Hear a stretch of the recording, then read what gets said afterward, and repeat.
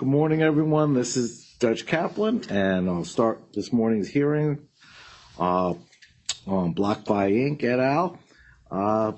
We have a limited number of attorneys in the courtroom, as well as counsel and parties appearing remotely. To the extent parties who are appearing remotely wish to be heard, they're to use the raise hand function.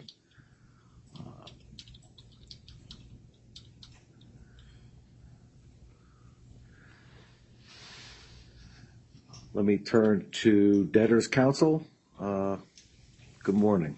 Good morning, Your Honor. Mike Slade from Kirkland-Elst for the debtors. All right. I think we are ready to proceed this morning on the wallet withdrawal motion. We're finally there. Yes. I have some slides that I intend to use to guide the presentation. May I approach? Absolutely. There wouldn't be oral argument these days without a PowerPoint.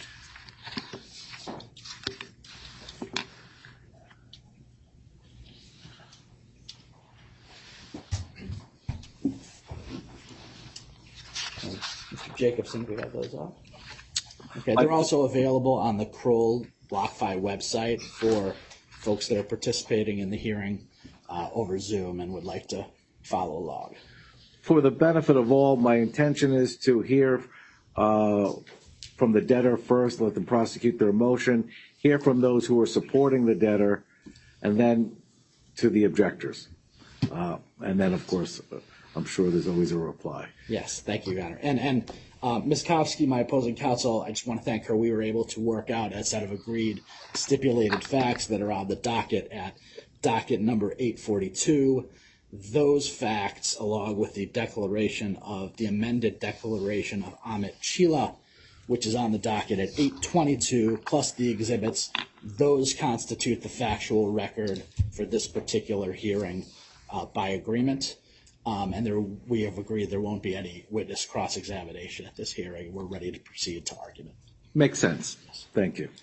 So thank you, Your Honor. And as you noted, we are here at long last for the wallet withdrawal motion. And the particular issue being addressed today is whether post-platform pause actions were effective to give those clients rights against assets in the custodial omnibus wallets. We believe that they are not, and the relief that the debtors are requesting today is supported by the Official Committee of Unsecured Creditors and also what we believe to be the aptly named Ad Hoc Committee of Actual Wallet Holders, which is represented by the Reed-Smith firm. And during our argument today, I will refer to them as the Reed-Smith Ad Hoc Group. And Your Honor, the motion follows a familiar pattern in the BlockFi bankruptcy case.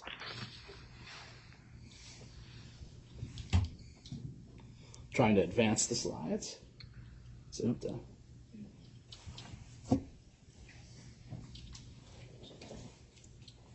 can click through it. Okay, next slide.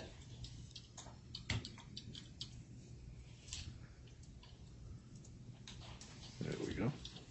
Yeah. The relief that we're seeking is pretty simple. BlockFi wants to give people their assets back, and we want to give them back their assets as quickly as possible. But the process for effectuating this pretty simple goal has become very complicated and challenging. And today we are going to debate the consequences of very small details about BlockFi's infrastructure, the terms of service, and how they work together.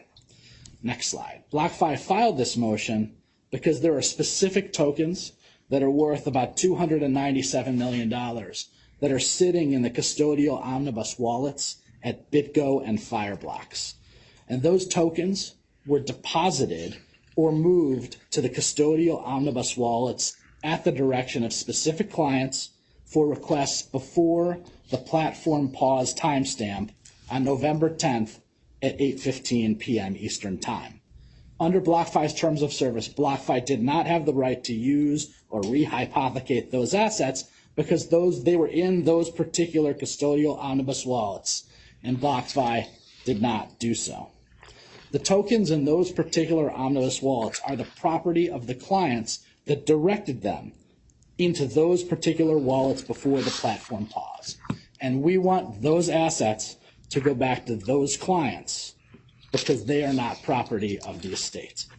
And it is undisputed that the actual tokens that are in those custodial omnibus wallets were all deposited or moved there by BlockFi clients as a result of transactions before the platform pause timestamp.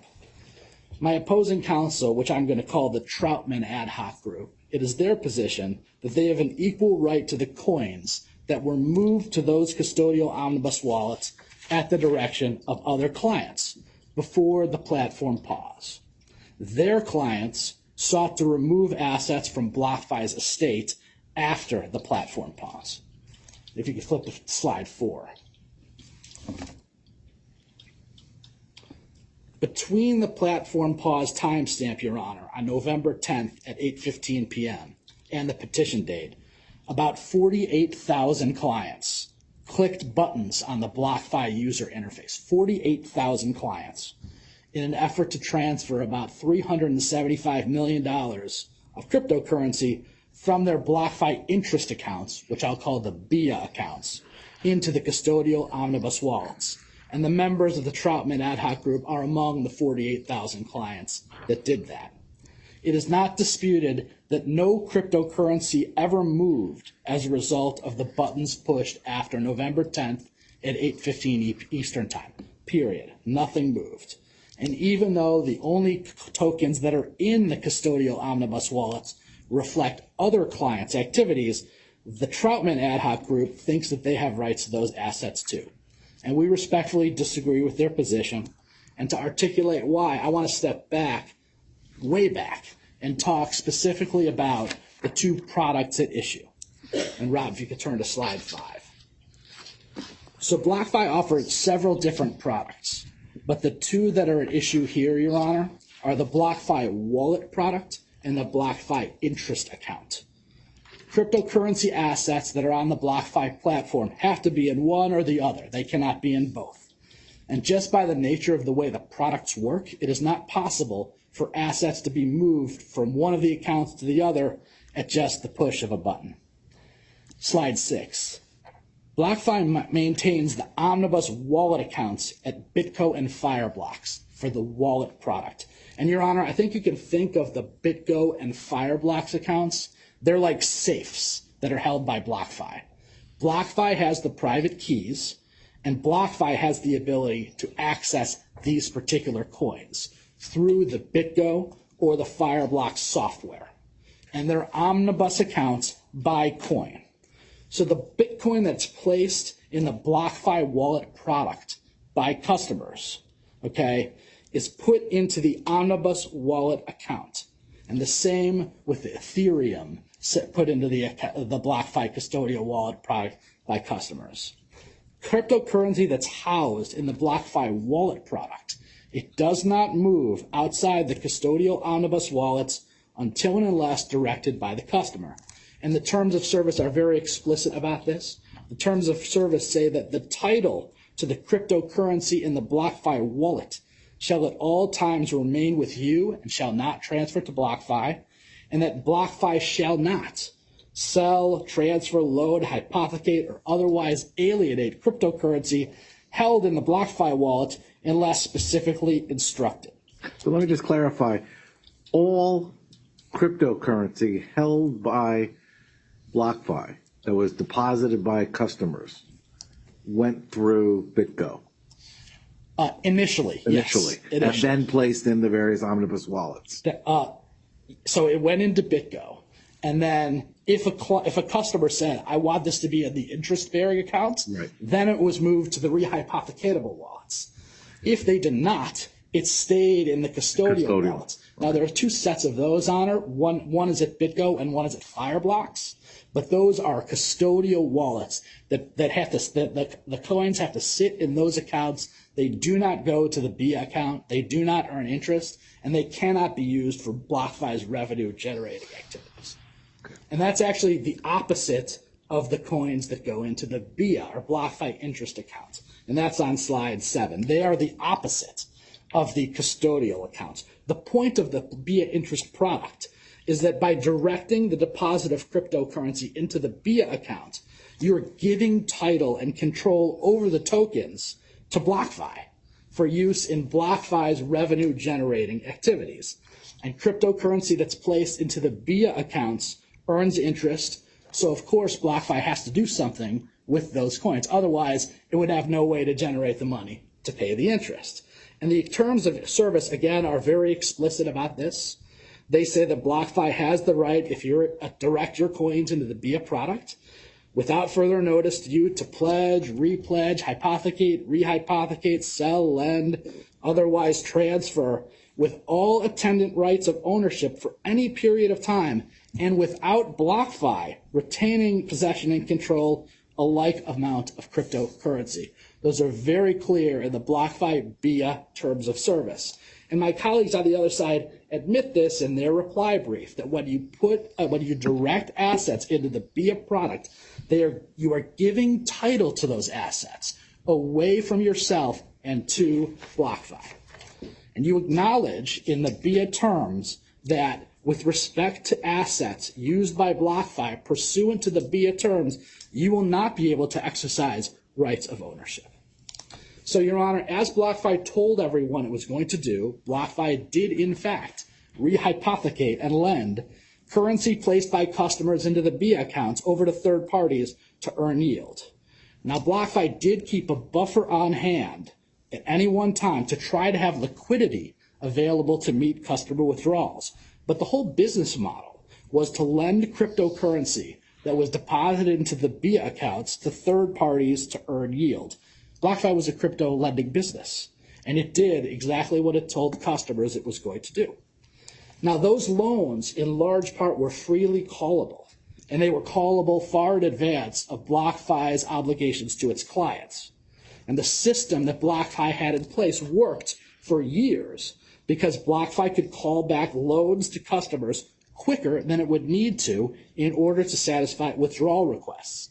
And that's why BlockFi was, in fact, able to satisfy customer requests prior to November 9th of 2022 at all times. It was able to satisfy those faster than it was required to in its terms of service. But in our view, based on the nature of the BlockFi interest account, it does not make sense to assert that if customer A pushed a button seeking to transfer assets in the interest account to the wallet account, to assert that it happened immediately, and therefore there were coins in the omnibus custodial accounts reflecting customer A's direction. That's not how the system worked. By definition, the movement of assets could not happen immediately because the asset transfers were manual. They were manual for a number of reasons. One is that the company deliberately divorced the user interface from the external actual assets in order to reduce opportunities for security breaches. But more practically, there might not have been assets available for immediate movement from BIA to wallet, precisely because of the nature of the product. Customers had allowed the assets in BIA to be lent to third parties, rehypothecated, and large portions of them were. So BlockFi might not even have possession of the assets to be able to move them from BIA to wallet. So if you move to slide 8, the reality is that the assets held for the BlockFi wallet product were in segregated wallets at BitGo and Fireblocks that BlockFi did not use to generate revenue. The assets in the interest accounts were, in fact, rehypothecated for revenue-generated activities.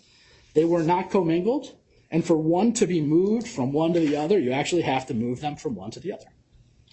So now I want to move to the November situation and talk about exactly what happened. Let's turn to slide 9, Rob. So as I talked about previously, throughout BlockFi's history, it had been able to process customer withdrawal requests in the ordinary course.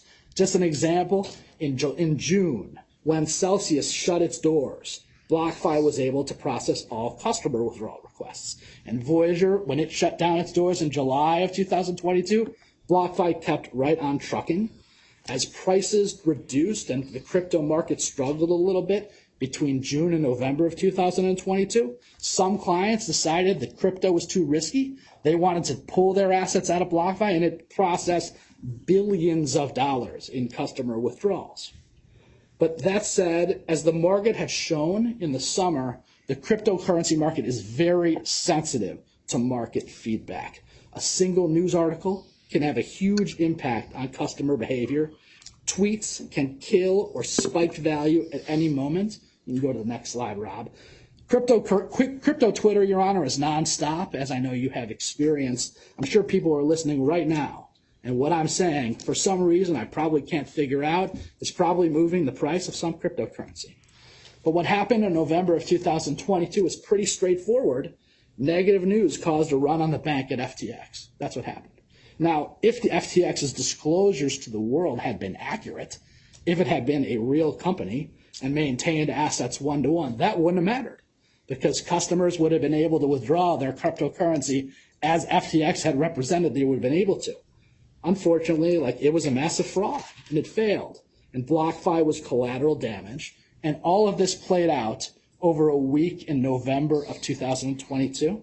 Next slide. On November 6th, the CEO of Binance, which is one of the largest players, tweeted that he was going to sell all of his position in FTT. When a major player with a large position in a cryptocurrency says it's going to liquidate its entire position, obviously the price moves materially. And Binance continued to tweet about FTX, and you can go to the next slide. Customers continued to react, and there were huge customer withdrawals, $6 billion in just a couple of days. And on November 8th, FTX ceased customer withdrawals. But the situation was still unclear. Okay, BlockFi didn't exactly know what was going to happen, because Binance announced the next day that it was going to acquire FTX and stop the slide. Nobody knew what was going to happen, but the situation calmed down for at least a short amount of time. Then the situation flipped again. Next slide. The next day, on November 9th, the CEO of Binance changed his mind, and he tweeted out, as a result of corporate due diligence, as the result of latest news reports regarding mishandled customer funds and alleged U.S. agency investigations, we have decided that we will not pursue the potential acquisition of FTX.com. Now, that caused a massive run on the bank at FTX, and they had to shut down their platform. BlockFi had to figure out what to do. It tried to get capital elsewhere. FTX had an obligation to provide capital. It refused to do so. FTX's Alameda had posted additional collateral, as Your Honor knows, from the adversary that was pending in front of the court. BlockFi tried to access that, but was unable to immediately do so. And BlockFi began experiencing its own high levels of customer withdrawals, and then it had to decide what to do under its own terms of service. And so the board thought hard about this, and BlockFi held out as long as it could. Go to the next slide. It had 2 meetings of the board on November 10th of 2022. At 9:30 in the morning, they thought about whether or not they should stop customer withdrawals and freeze the platform. They decided to wait and see until what happened later in the day. Next slide. At 3:45 p.m., they had a second board meeting and held that they really didn't have any alternative because of the level of customer withdrawals and the liquidity issues that they were facing. It was in the company's best interest to pause platform activity. So at 8:15 p.m., next slide, BlockFi implemented the platform pause. BlockFi drew a line in the sand, November 10th at 8:15 p.m. to protect and ensure equal treatment of similarly situated clients. BlockFi took the steps via the true-up and batching processes to honor all trading and withdrawal requests that had been initiated before that timestamp, 8:15 p.m. on November 10th, including requests for transfer, requests for withdrawal, and requests for trades. If you requested before April 8:15 on November 10th, BlockFi fulfilled that request. But BlockFi stopped all other processing of transaction requests. And so if you pushed a button on the user interface to request a withdrawal from the platform, a transfer to the wallet account or a trade after that time period, it was not fulfilled. If a client tried to make a loan payment after the platform pause timestamp, that request was never recognized. And Your Honor authorized us via your scratch order, which is at docket 754, to send that money and any future loan payments that the clients might make back to the clients immediately, because those transactions were never processed and effectuated. No transactions initiated after the platform pause timestamp were completed. And BlockFi had the right to do this. In fact, this possibility was expressly contemplated by the terms of service, as it had to be. BlockFi had to have put in place processes to protect clients in a downside scenario, and that's what it did. So let's move to some of those. Slide 19 shows the general acknowledgement by all users of the platform that they have to read, agreed, and understood the BlockFi terms of service, which were written to protect the company and clients. The next slide. This is a key term of service, Your Honor, and in fact, it's written in not just the general terms of service, it's part of each product. The wallet product, the BIA product, the BIA product for international client, the private client terms of service. Every client agrees. So there are since two sets of terms of service. There's the general and then account specific. There are several sets of terms of service, and basically they apply depending on what you're doing. The general terms apply at all times. The wallet terms apply when you're to wallet related transactions. The BIA term applies to BIA term related transactions, and multiple sets of terms might apply depending on what specifically you are doing. It is more often the case than multiple sets of terms would apply. And in fact, this specific term was listed multiple places because it had to be applicable in many different circumstances, and people had to agree that, you know, BlockFi might experience, among other things, extreme market conditions or other operational and technical difficulties, which could result in the immediate halt of transfers and withdrawals of cryptocurrency, either temporarily or permanently. And this is a warning, and it appears in the terms of service for all products. And the reason it's there is because BlockFi must take action in some circumstances to protect customers. I mean, BlockFi was not in a position to satisfy all demands for withdrawal off the platform, and was not in a position to satisfy the demands for people to put names in the client, property in the client's name in the wallet accounts, because it didn't have control of specific, certain enough assets to do so. So the next slide shows one of the other key terms of service, which is in the wallet, the BIA, the international BIA, and others. You know, BlockFi had the right to limit access, which can include temporarily or permanently removing your online assets, restricting your account, and or closing your accounts without prior notice to you unless prior notice is required by law. And there's also a set of terms of service, the next slide, in the general terms of service, which generally give BlockFi the right in its sole discretion to suspend use at any time and without notice to you, and to cancel orders or transactions in its discretion. That's in the general terms of service applicable to every client and every transaction. And so BlockFi's platform pause was announced to clients via Twitter and via Reddit, which are the sources that are most likely to be used by BlockFi clients. And it definitely was not a secret. In fact, it was publicly reported shortly thereafter. The next slide shows just some of the public reports. The Bloomberg reported it 15 minutes after it happened. Wall Street Journal reported it an hour or two later. Even the leading reporting in Singapore, the leading paper in Singapore, reported it before anybody woke up the next morning in Singapore. And it's not disputed what BlockFi actually did as a result of the platform pause, and that's shown in the next slide, slide 24. BlockFi shut down all substantive transactions as of the platform pause. Users could go onto the platform, they could view balances, and they could click buttons, but no transactions were actually consummated. No substantive action requested after the platform pause was processed. Now, Your Honor, FTX's demise and BlockFi's platform pause all happened very fast. And BlockFi could not immediately turn off a number of the internal and external functions that were part of its system. And that is what caused some of the communications that some of the objectors to our motion have cited to the court. The user interface was not able to be turned off immediately. It was extremely complicated to get that process complete. The user interface remained on, and clients could push buttons to request a transfer. The user interface would change to request reflected transactions, even though they never happened. And users continued to receive automated emails as they had pre-pause. And all of this happened because of the technical issues involved in changing the user interface and the related internal functionality, which took a significant amount of time. Next slide.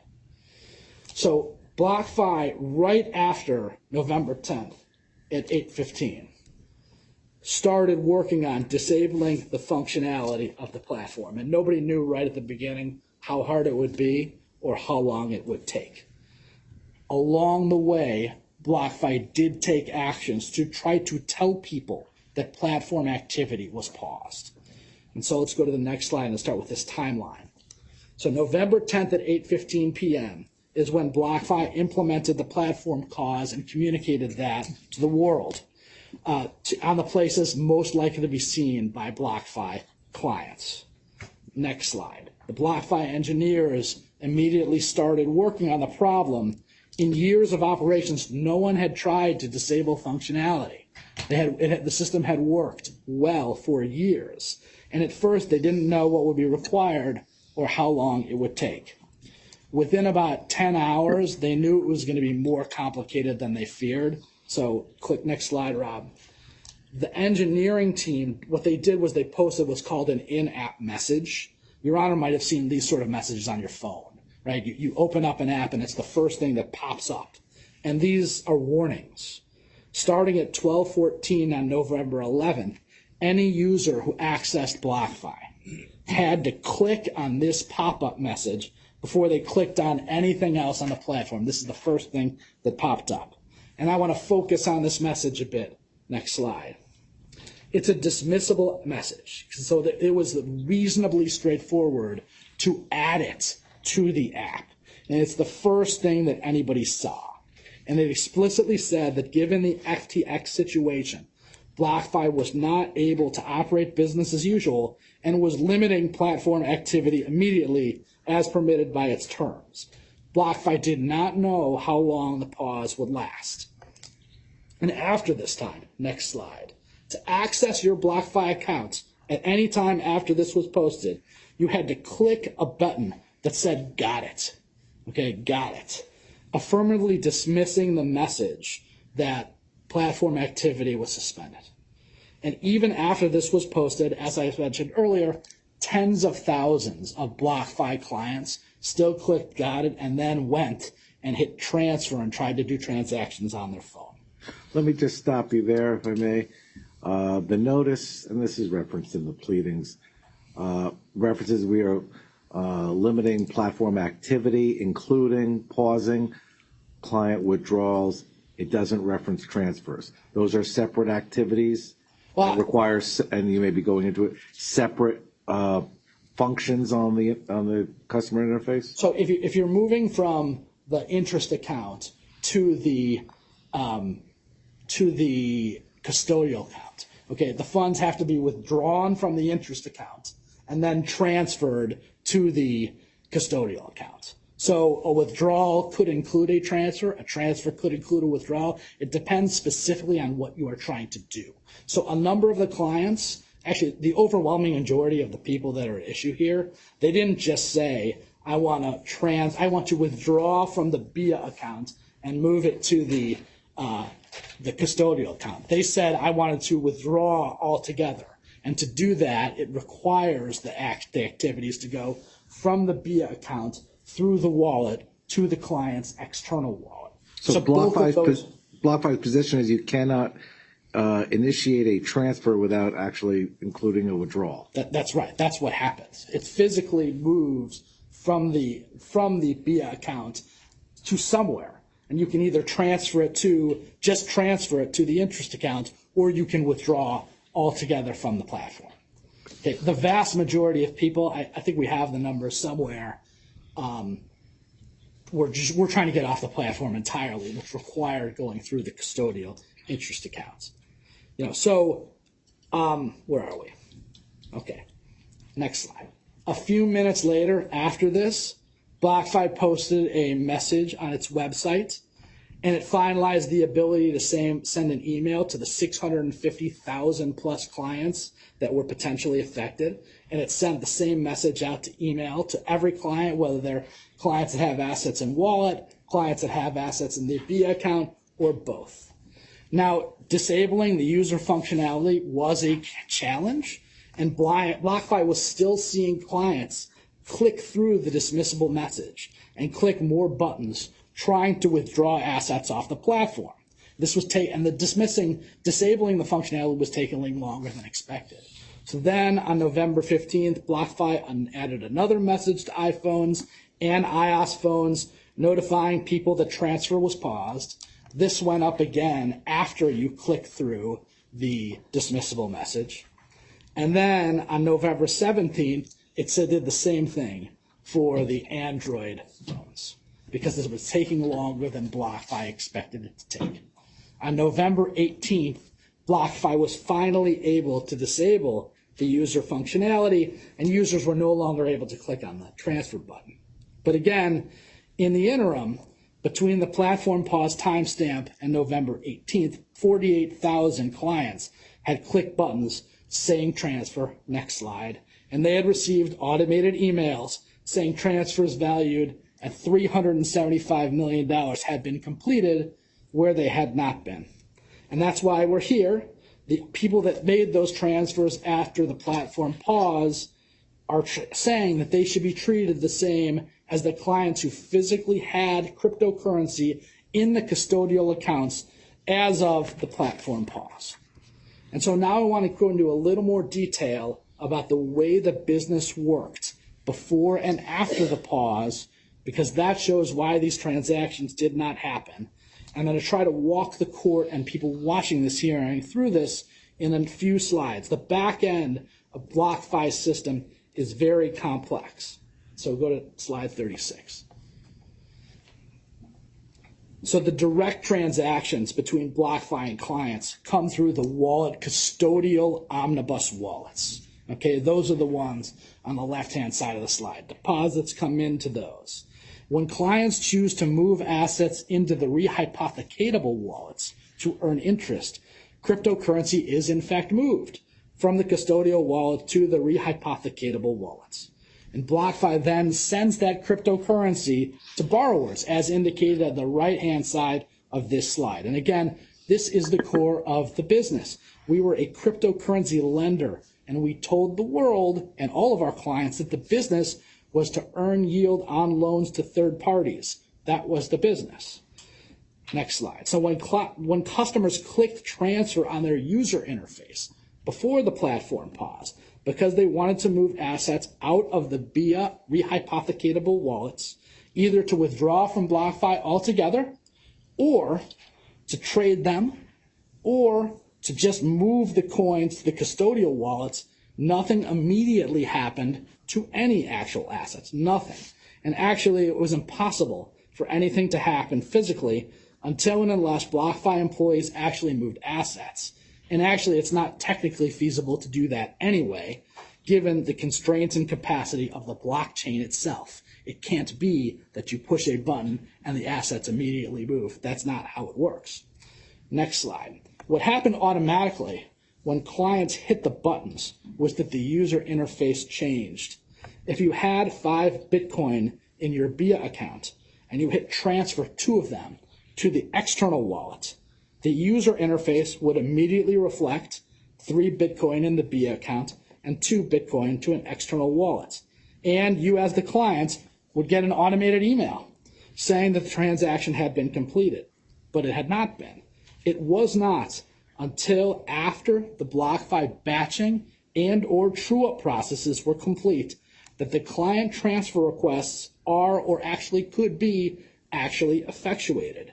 And in the interim, in between these two things, BlockFi always had the rights under its terms of service to pause withdrawals or transfers and or to cancel transactions. Those are clear parts of the BlockFi terms of service. So let's walk through this with an illustrative pre-pause transaction. Next slide. So assume that as shown here, client A hits the button on the BlockFi platform to move 10 Bitcoin from the BIA account to the wallet. Hits transfer and confirm. Go ahead, Rob. Next slide. Client A's user interface immediately displays 10 less Bitcoin in their BIA account and 10 more Bitcoin in their custodial wallets. And, next slide, client A would immediately receive a fully automated email saying the transaction had been completed. Next slide. But nothing actually happened until later steps on the back end. And those steps began when the company's interface collected the transaction and began consolidating them for review by BlockFi's operations and finance teams. Next slide. So BlockFi had two processes that its employees in finance and operations performed, one called batching and one called true-up. And no physical transactions occur, no cryptocurrency is moved until one or both of these processes on the back end occur. What BlockFi does on the back end depends on the nature of all clients' collective requests on the front end within a specific time period. If all a client is doing is trying to move assets out of the BIA account and into the custodial wallets without trading them or moving them off the platform, then that action did not occur until the next day following the true-up. Bless you. But if a client is trying to do something further than that, if a client is trying to move the assets from their BIA account ultimately off the platform entirely to an external wallet, that could happen sooner, but only if the assets went through what BlockFi calls the batching process in the interim. So I'm going to walk through those two processes separately. Go to slide 44 in the true-up process. Okay, the true-up process is critical because BlockFi had an obligation to match what was physically in the custodial wallets with what was owed to clients who had directed their assets to the custodial wallets. BlockFi had promised people it was not going to rehypothecate these particular assets. These assets are in the account and they are yours, not ours. So each day, after clients, one business day after the transfer requests, the treasury team looked at the assets in the accounts and compared those accounts to where clients wanted their assets to be. And if there was an insufficient amount in the custodial wallets, coins were physically moved from the BIA to wallets. And if there were not sufficient assets in the BIA and you needed to go further to clients to call back those assets, BlockFi did that. That is the true-up process. So is it fair to say that the true-up process involved a look at the transaction as an aggregate for the day, not customer specific, but collectively to see if there's enough money in one to transfer what was transferred individually into the other? It's both. You look at individuals and the group as a whole. But a true-up was necessary only if the group as a whole required additional movement of assets from the BIA accounts to the wallet accounts. All right. And if obviously there's a significant amount of assets that are moving at any given day, by definition it's going to be required because the purpose of the process is for the assets in the custodial accounts to match 1-to-1 at all times. Okay. So slide 45, assuming that clients have asked to move assets in the hypothetical that I mentioned earlier from BIA to the wallet, BlockFi actually has to get the assets from somewhere. So its treasury team takes physical assets from the rehypothecatable wallets and move them to the custodial wallets so you can match your obligations to clients. Now, depending on the day, as I said, BlockFi may or may not physically possess the coins to be able to do that in the rehypothecatable wallets. It might have lent those assets to a third party. That was its business. It lent many, many assets to third parties consistent with what he told clients. And BlockFi may be able to move existing assets from those wallets over to the custodial wallets, or might have to get those from the borrowers. In any event, the process of physically moving assets from BIA to the rehypothecatable wallets, it's not automatic. It's definitely not immediate. That's not how it works. And the BIA terms of service, Your Honor, are completely consistent with this process, but you have to read the terms of service all together. Let's go to the next slide, slide 46. So this is the terms of service, Your Honor. And these are under the BIA terms of service. It's the same under the BIA U.S. and non-U.S. terms. Okay, this is under the category of withdrawals, like 1, 2, and 3. Number 1, you may make a request for a complete withdrawal of principal from your crypto interest account. That's the BIA account at any time. Any withdrawal of principal will be transferred instantly to your BlockFi wallet, and any withdrawal from the wallet is subject to the wallet terms. And then BlockFi, the number 3, right below it, BlockFi and our third-party partners, as I described before, may experience extreme market conditions that could result in the immediate halt of transfers and withdrawals of cryptocurrency temporarily or permanently. So my colleagues on the other side are trying to make a meal out of these two words. These two words will be transferred instantly. But you have to read those words in the context of the full sentence, definitely in the context of the full paragraph, and in the context of all the terms of service.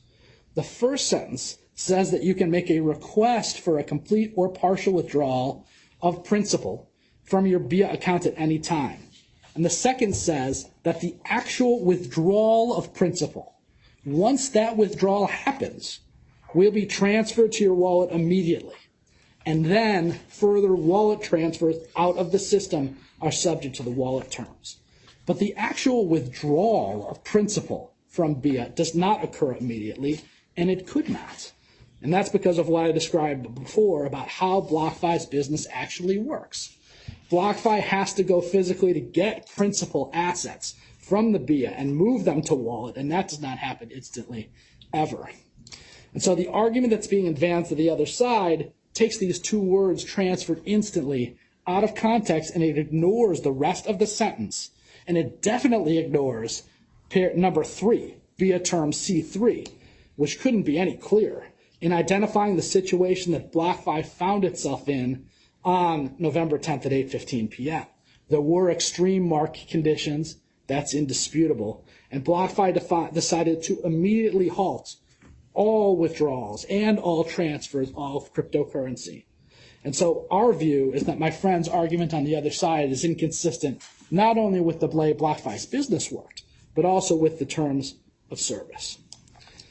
Now, the argument gets even more complicated, Your Honor, because there's a conflation between requests to move assets from BIA to wallet with requests to move assets from BIA to an external wallet through the custodial wallets. That makes things even more complicated, and that's what brings into play the so-called batching process, okay? And so let's go to the next slide, 47. The batching process reflects what I mentioned earlier, Your Honor. BlockFi set up its system to try to be responsive to clients' requests. When a client wanted to withdraw assets, BlockFi wanted to be responsive and wanted to be in a position to do that as quickly as possible, but it was not instant. So let's walk through that process. So when a client wants to take assets off the BlockFi platform entirely, the process looks a lot like the true-up process that I mentioned earlier with respect to just withdrawals from BIA and deposits into the custodial accounts. Clients initiate transfer requests on the interface, in the user interface. Those are collected by the company and the financial operations group. And the user interface immediately reflects the book entries that assets in the BIA are reduced in the amount requested, but it takes time to process the transaction. Next slide. Now here, Your Honor, because assets are leaving the platform entirely, the fraud and security team takes the first crack at these particular requests. And they're done in groups, and that's why they call it batching. Batches of proposed transactions are sent to the fraud and security team, and they look at them. And that's the first line of defense. And oftentimes, security issues are flagged, and those issues actually may require interaction with the client, because you actually might need additional information from the client before you're able to process the particular request. And so it definitely cannot be the case that when you ask for a withdrawal from your BIA account, that it happened instantly, because it has to go through the fraud and security checks and may require further interaction with the client.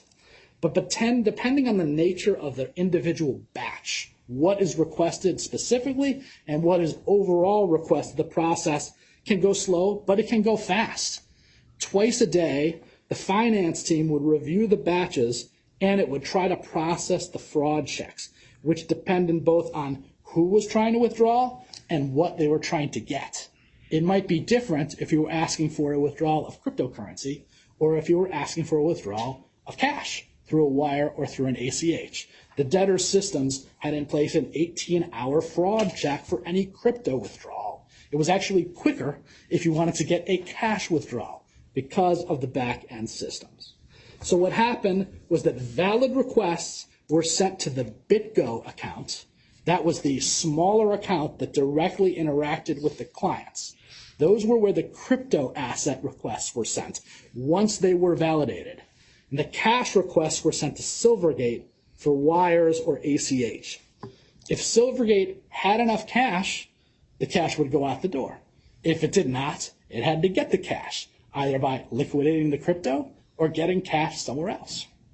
If BitGo had enough crypto in the form of the specific coin requested to meet the withdrawal request, the whole batch, then once the request passed the fraud check, it would batch out the crypto to clients. And again, that was only if the BitGo account had enough. It didn't have to itself go to the other account at Fireblocks to get crypto to send out the door. So depending on the day, cryptocurrency withdrawal requests could either be consummated during the batching process if there was a limited number of requests, depending on what was in the BitGo account to begin with, or it would have to go through a separate mini true-up process where cryptocurrency was physically moved to effectuate the transaction. It just depended on the day. Like, for example, my colleagues on the other side found one time that this had happened where there was a same-day withdrawal request that actually was processed. And it was processed because, this was in July of 2022, I believe. And it was processed because there was an intraday batching system that BlockFi was able to effectuate. The process was certainly not instant, and the process was done exactly consistently with the BlockFi terms. So if you go to slide 50, Rob, the bottom line is that no withdrawal request, whether it was a withdrawal from BIA to the custodial wallet or withdrawal from BIA to the external wallet through the custodial product, none of them were instant.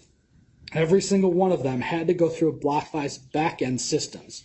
And that was true for every transaction before the program pause period. Now let's talk about the attempted post-pause transactions. Let's go to slide 51. So my friends on the other side are arguing that because they clicked transfer and confirm on the user interface during the 8-day period between November 10th at 8:15 p.m. Eastern and November 18th when we shut down the system, as did 48,000 people trying to move $375 million of cryptocurrency. Their argument is that they clicked the buttons as they could have done pre-pause. Next slide. The user interface, as it had done pre-pause, displayed that the transaction had been completed. Next slide. And as had occurred pre-pause, they received an automated email saying the transaction had been completed. And, in fact, as had happened pre-pause, next slide, BlockFi's system had internally collected the transfer requests for review by the team. But BlockFi did not and could not conduct any of the back-end processes after the platform pause. Doing so would not have treated clients fairly and would certainly have not treated them equally, given that other clients had assets in the custodial omnibus accounts that were attributable to them. And actually moving more cryptocurrency from BIA to the custodial wallets would be unfair to the remaining clients that were at BIA. The argument being made by my opponents is that clicking the button saying transfer creates an ownership interest in assets that were already in the custodial omnibus accounts because other clients had directed those assets to be there. But that can't be right in our view. The assets that are in those custodial accounts today belong to those other clients. And I want to end by kind of just level setting on the current state of affairs. And you can go to slide 58, Rob. So sitting here today, we have about 297 million, when you round up, of cryptocurrency that is sitting in the omnibus custodial wallet accounts at BitGo and Fireblocks, and that matches almost to the dollar the wallet claims that are attributable to those clients who had assets in the product as of the platform pause. And separately, we have about $1.2 billion in claims for clients who, as of the pause, had directed clients to the BIA product and permitted BlockFi, through the terms that we went through, to rehypothecate and lend those assets out to a third party in order to earn yield. Those are assets that BlockFi had title to, not the individual clients.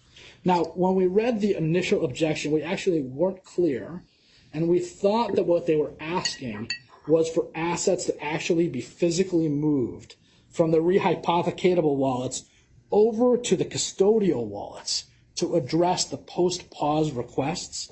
And the supplemental objection, in my view, clarifies what they originally requested. What I read them to be saying now, next slide, is that because they clicked the transfer and confirm buttons between November 10th at 8:15 and November 18th, they have an equal claim to the assets that are in the custodial wallet accounts, even though no assets were actually moved to the custodial wallet accounts on account of their button clicking. We don't agree with their theory, but the effect would be, of course, to just more than double amount of the wallet claims against the same pool of assets sitting in the custodial wallet accounts. Next slide. That result would materially reduce the recovery to wallet holders, but more practically for purposes of the motion that we filed, it would make it impossible for us to do what we want to do, which is to give wallet customers whose assets BlockFi held in trust without the right to rehypothecate those assets, we want to give those people their money back. And so, next slide, what we're asking the court to do is overrule the objections and allow the debtors to do what we've been trying to do since the motion was filed. There is a pool of cryptocurrency in the custodial wallet accounts that was directed there by specific customers and placed there by BlockFi employees on the premise that those specific assets belong to those specific customers. BlockFi promised to give those coins back to the clients, and that's what we want to do. And as Your Honor knows, time is often the enemy of a creditor in bankruptcy, and we've been trying to get these assets out the door to these people for some time. Funds on hand at the company, they're sitting in accounts. Obviously, they're targets for all sorts of potential creditors, so I don't blame anybody for trying to get at those assets. They are sitting there, and we are taking the position that that is not property of the estate. We want that assets to go out the door. Largely, this is an intercreditor fight about who gets those particular assets, Your Honor. Our position is that it's pretty clear. It's the people who put those assets there in the first place on the premise that the debtors wouldn't have a right to move them. The creditors committee is reserving their right to pursue preferences depending on when those assets were moved to the custodial accounts. They're suggesting there might be clawbacks from the wallet, and there's a suggestion in the other side that the wallet account isn't big enough. Maybe there should be more assets in the wallet account. But what that highlights, Your Honor, is the fundamental reality. A line in the sand had to be drawn by the debtors pre-petition, and it has to be drawn here by the court. And the publicly announced platform pause is clearly the most logical and rational route to an expedient process that enables client recoveries And it is the only one that's consistent with both the way BlockFi actually conducted its business and BlockFi's terms of service. So unless Your Honor has any questions, that's all I have for now, subject to rebuttal. No, not at this time. Thank you. Thank you, Your Honor.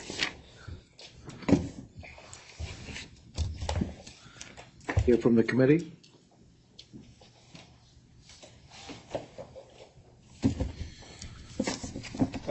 Good morning, Your Honor. Kenneth Hallett of Brown Rudnick for the official committee. We agree with the relief that the debtors are seeking here, but we come at it from a little bit of a different perspective. Every single one of BlockFi's customers was promised their money back and is entitled to their money back. The issue is it's just not there. And that's why we're here today, because BlockFi does not have the money to meet all of its promises to return money to its customers. And so the role of this bankruptcy is to resolve those competing entitlements to funds in the fairest and most equitable way consistent with the bankruptcy code. And so we view this less as a question of contractual interpretation as what actually happened and what was BlockFi actually able to do. So it's undisputed that there are sufficient funds segregated for the pre-pause wallet holders. If no additional funds come in to the wallet, those people can be paid in full, they can recover their property, and they don't have to further deal with this bankruptcy. Subject to potential clawback. Correct, Your Honor. And as we note, it's not them being in the wallet that's the issue with potential clawbacks. It's it coming out of the VA accounts. So from our perspective, like I said, the debtors have talked about the contractual and notice issues, but we don't actually see that as relevant because I think the debtors have the better of that argument. But even if they don't, what that means is the debtors breached their contracts. And they breached a lot of contracts, unfortunately. Every BIA account holder was entitled to withdrawal of their funds in full, and they're not going to be able to get that. And that's, as a result, the question is, do you have an unsecured claim or do you have something else? And we analogize this in our response to a bank check. Even if BlockFi sent a message saying, we're going to pay you, they sent a check. But BlockFi didn't actually move any money on the back end. And that, in our view, is what's determinative. Because even if BlockFi was obligated, as the paragraph on 46 of the debtors slide deck said, even if BlockFi was obligated to immediately transfer funds, it didn't. That's a promise, and it breached its promise. But that is nothing more than an unsecured claim. Companies headed into bankruptcy all the time write checks trying to pay people that aren't honored. And as we note in our papers, when the funds actually transfer with a check is when the check is honored. And here, these transfer requests were never honored. So BlockFi may have breached its contracts, but the remedy is a breach of contract claim. The funds that were segregated pre-petition are not BlockFi's property. Those were owned by the pre-pause wallet holders. And so it cannot be the case that BlockFi's breach of its contractual obligations made it so that pre-pause wallet holders lost their entitlement to property that they had. BlockFi wasn't entitled to take that property pre-pause. If BlockFi had taken property from the wallets to use as it saw fit, there might be much more significant claims in this case. But there's no indication that it did that.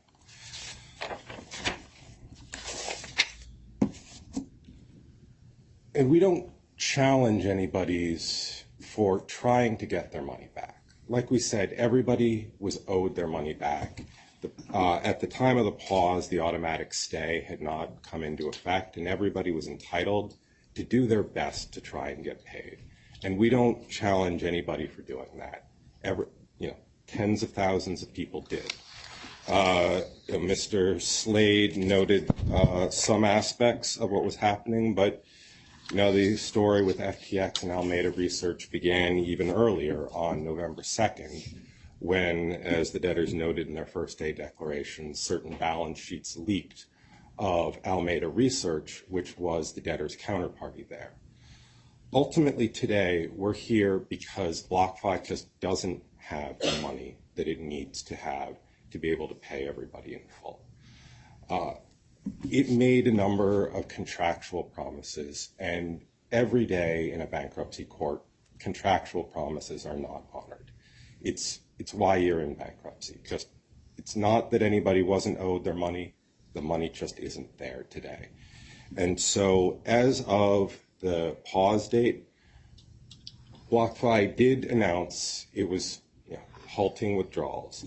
I think that it's a fair reading of how the BIA accounts work, that if you're taking money out and putting it into a wallet, or you're taking it off the platform entirely, you're getting paid on an unsecured claim. That sounds like a withdrawal to me, but in our view, you don't need to dance on the head of the pin of all these contractual arguments. You don't need to look at what notice was actually provided, because at the end of the day, even if BlockFi was not entitled to enact the platform pause, it did. BlockFi stopped honoring withdrawals, stopped honoring transfers, stopped honoring everything, because it knew that at that moment, it didn't have the funds it needed to satisfy debts in the ordinary course. And so that's why we're here today, Your Honor. That's why we've been here since November. And unfortunately, that means that certain BIA account holders are not going to get paid in full. But unfortunately, absent some fairly substantial recoveries, none of them are going to get paid in full. And what we have to do here is to do what's fairest and equitable for all BIA account holders, both those who attempted to withdraw their funds after the platform pause date and those who didn't. And so, Your Honor, we'd request that you find that the platform pause transfers did not give customers a right to wallet funds that had not been segregated for their benefit. All right, thank you, counsel. Anyone else on behalf of the debtor in support of the debtor's motion? Mr. Gwynn, I see your hand raised. I think you need to, you're on mute. Can you hear me? Now we can. Thank you, Your Honor. Good morning, Kirk Gwynn from Reed Smith on behalf of the ad hoc group of actual wallet holders who are identified by name in footnote 2 of our response in support of the motion, just docket item number 826. Our clients had assets in the wallet accounts prior to the platform pause. Neither the debtors nor the Troutman ad hoc group deny that our clients own their assets in the wallet account. The Troutman ad hoc group, however, seeks to share in the assets of the actual wallet holders. As a matter of law, Your Honor, there's no basis for the Troutman ad hoc group to request or for the court to grant the Troutman group an interest in assets that belong to someone else. Here, the actual wallet holders. The Troutman group's assertion of a right to someone else's property is itself based on a fiction. There's no factual dispute that the Troutman group's BIA assets remained in the BIA. That is all the court needs to know to determine that the Troutman group has no interest in other clients' assets in the wallet account. What does not matter, and I see this largely the way committee counsel does, Your Honor, what does not matter is the notice, whether any notice was given or what it in fact said.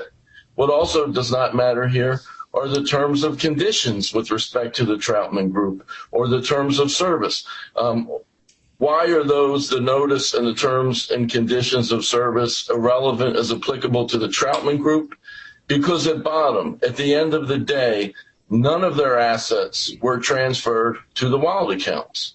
So even assuming that the Troutman group is right about the notice or the terms of service or both, And I'm not saying they are, but even if they were right about both of those things, the bottom line is their assets were never moved to the Wild account. So as committee counsel said, at most, the Troutman Group has a breach of contract claim against the debtor because their assets were not transferred to the Wild account.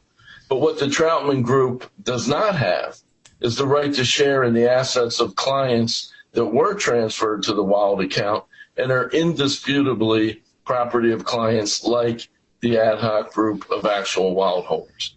As the Supreme Court recognized in 1962 in the Perlman case, quote, the Bankruptcy Act does not authorize a trustee to distribute other people's property among a bankrupt's creditors, close quote. The same is true under the Bankruptcy Code. So for those reasons, Your Honor, the ad hoc group of actual Wild holders respectfully request that the court grant the motion, which was filed on December 19th of 2022, and permit the debtors to do what the Bankruptcy Code already permits, to return the actual Wild holders' property to those actual Wild holders. And that's all I have, Your Honor, unless you have questions for me. No, thank you, Mr. Gwynn. Thank you, Your Honor. Is there anyone else in support of the motion? All right, then let me turn to Ms. Kofsky. Good morning, Ms. Kofsky. Good morning, Your Honor.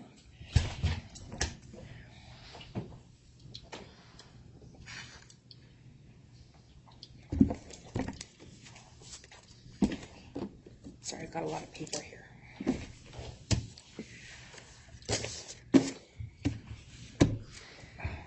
Good morning, Your Honor. Deb Kofsky, Troutman Pepper for the Ad Hoc Committee of Wallet Account Holders. I don't have a fancy PowerPoint presentation like the debtors, and unlike the estate, I don't have 9 lawyers present here. My clients don't have a virtually unlimited war chest. They've just got me. The members of the Ad Hoc Committee are just ordinary customers of BlockFi. They're not wealthy. They're not well-financed. They're just trying to get fair treatment by the debtors to whom they entrusted their digital assets. As Mr. Slade alluded to at bottom, this is really a dispute over the allocation of non-estate assets. The question before the court is, at what point did a BlockFi customer who clicked the button to transfer out of BIA, who instantly stopped accruing interest on those assets in the BlockFi system, who received an automated email set up by BlockFi confirming that in fact the transfer had occurred, at what point did they legally leave BIA and acquire the right to look instead to whatever digital assets are sitting in the commingled omnibus custodial wallet reserves? And I think it's important to note here that the debtors really have no skin in the game. The official committee definitely has no skin in the game. This is about assets that are not property of the estate. If the debtor's motion is granted, no digital assets return to the estate. If the ad hoc committee's objection is sustained and the ad hoc members' valid transfers are recognized, there's no increase in claims against the estate. I mean, let's walk through the math. The debtors have said there's about and I'm going to use round numbers because I can do math in my head that way. There's about $300 million worth of digital assets in the custodial wallet reserves. There's about $300 million reflected in the pre-November 10, 8:15 p.m. wallet accounts. About $375 million reflected in the post-November 10, 8:15 p.m. wallet accounts. So if the debtor's motion is granted, there's about $375 million in claims against the estate. If the ad hoc committee's objection is sustained, there would be some kind of allocation of wallet assets. And then there would be a $375 million deficiency that could be asserted as claims against the estate. So from the perspective of the estates, this is a complete wash. It's really especially perplexing to the ad hoc committee that the official committee has spent so much time and energy opposing the ad hoc committee on this matter when it has zero impact whatsoever on the official committee's actual constituents. The official committee doesn't have a roving commission to do what it perceives as equity. It has a mandate to represent the interests of unsecured creditors, and importantly, those interests are completely unaffected here. It was also kind of surprising and disappointing that the committee chose to argue preference issues in its reply brief, since the parties had decided and agreed that those issues, if they come up, would be deferred for another day, and that the only issue before the court today is whether the transfers out of BIA and into Wallet actually happened.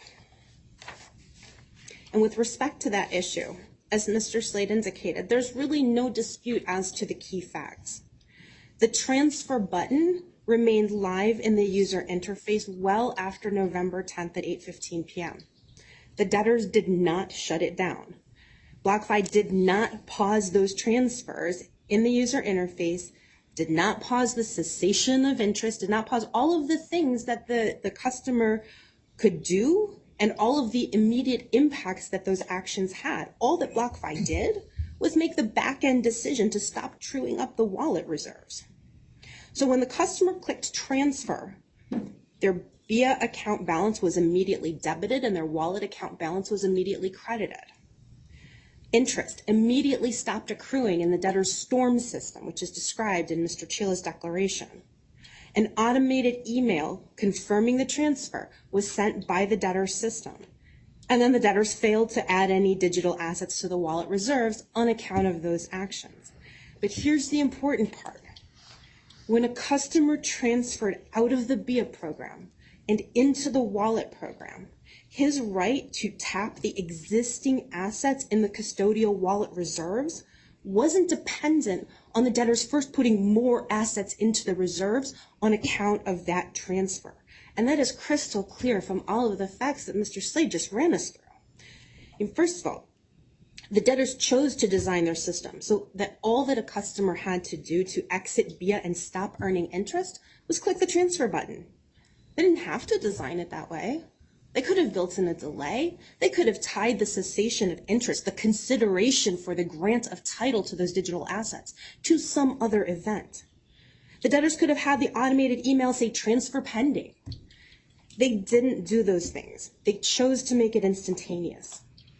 BlockFi chose to agree with its customers in terms of service that BlockFi drafted, that the transfer of principal out of BIA would happen instantly.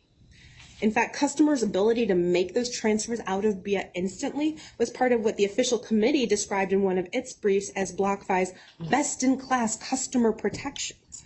But notwithstanding that the app reflects instantaneous movement, the terms of service provided that it would not necessarily be instantaneous. Isn't that correct? No, that's not correct, Your Honor. The terms of service say that it absolutely, well, let's take a look. I mean, portions of it say that there can be up to a 7-day delay in certain situations. Well, Your Honor, actually, let me clarify that, because you asked Mr. Slade a question, and I think his answer may have been a little bit confusing. I think you said, can you have a transfer, or I think you said you can't initiate a transfer without a withdrawal. Is that correct? And I believe my colleague on the other side said, yes, that's correct. But actually, that's exactly wrong.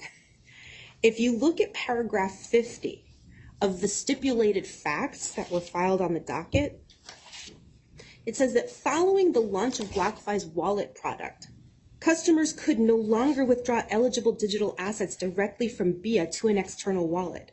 Instead, as set forth in the BlockFi US BIA Terms of Service and BlockFi non-US BIA Terms of Service, digital assets had to first be transferred from BIAs to customer wallet accounts. Now, that first step, the transfer from BIA to a customer wallet account, that's instant. That's discussed right there in the BIA Terms of Service. Then if you go to the wallet Terms of Service, if you want to actually withdraw off the platform altogether, there could be up to a 7-day delay. That's in a separate set of terms of service. And that's once you're already in wallet, then you can request your transfer out off the platform. And that can be, it depends on how quickly the debtors were able to process it. It could be same day, it could be a couple of days, it could be up to 7 days. So you're saying withdrawals are not necessarily instantaneous? Correct, absolutely. Yes, a withdrawal off of the platform by the terms of service, and everybody agrees that was not instantaneous. Not even, it was not necessarily, it was not instantaneous. But the inter-account transfer from BIA to wallet, The terms of service are very clear. It happened instantly. And the debtors would like the court to believe that instantly in that context actually means, well, after we perform all of our back-end true-up processes or batching processes, then we'll instantly transfer you out of BIA and into wallet. That completely negates any possible sensible understanding of the word instantly. That word instantly doesn't belong there if in fact the transfer out of BIA and into wallet was something that could take a day, 2 days, even 3 days if it was a holiday weekend and the true-up process wasn't run until the next Monday. No, I didn't question too much your adversaries. I don't want to be fair to you, but I do have a question. Sure. And overall, let me say I accept your views of what instantaneous should mean and the impact and the difference and the distinction between transfer and withdrawal. The BlockFi general terms, at least what's been presented to me as part of the record, provides that BlockFi reserves the right to refuse service, terminate relationships, and cancel orders or transactions in its discretion. If at the end of the day, it retained the ability to cancel what may have been an instantaneous transaction, what difference does it make? Well, Your Honor, Couldn't they, when they initiated the pause, and even after the fact, go back and say, we are canceling in order to level the playing field?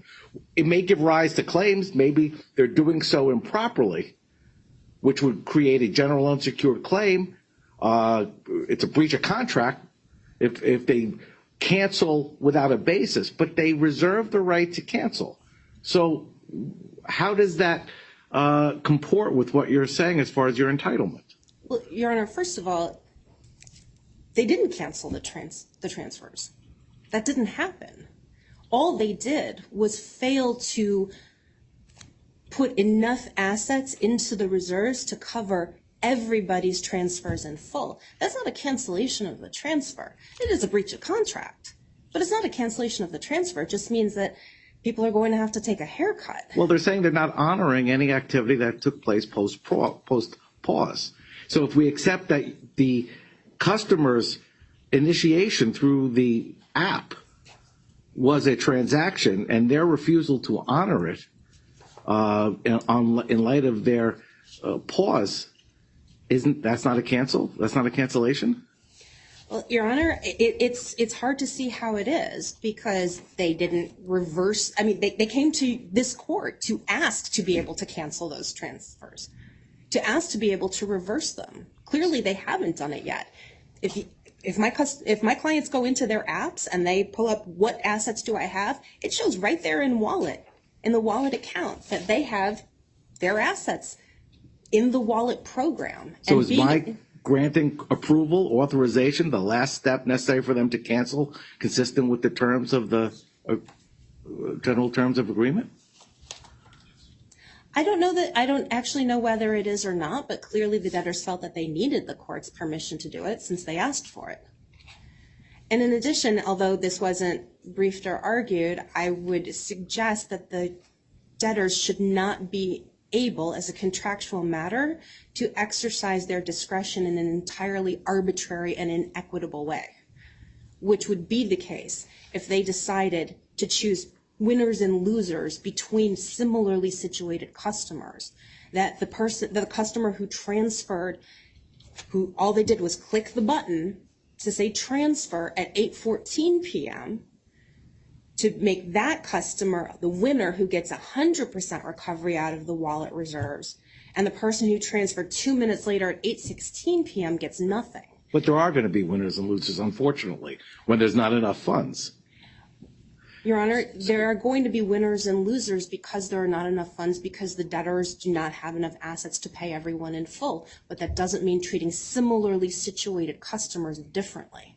The debtors did not halt the transfers from BIA to wallet until days after November 10th. They did not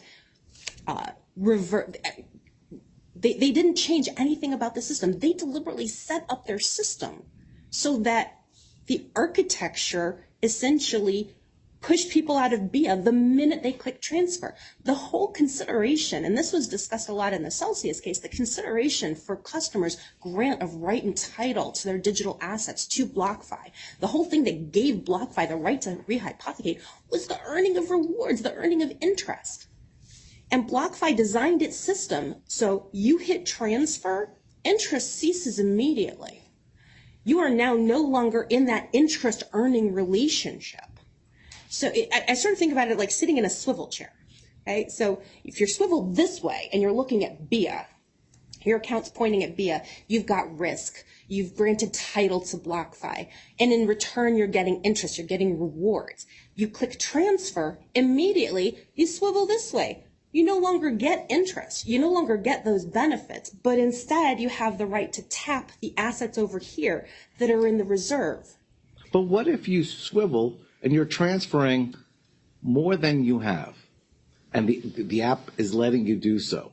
The user interface doesn't stop you. You've transferred more coins than what you have. There's some error. We know there are bank errors. We know there are lots of errors in using apps, but it allowed you to do so.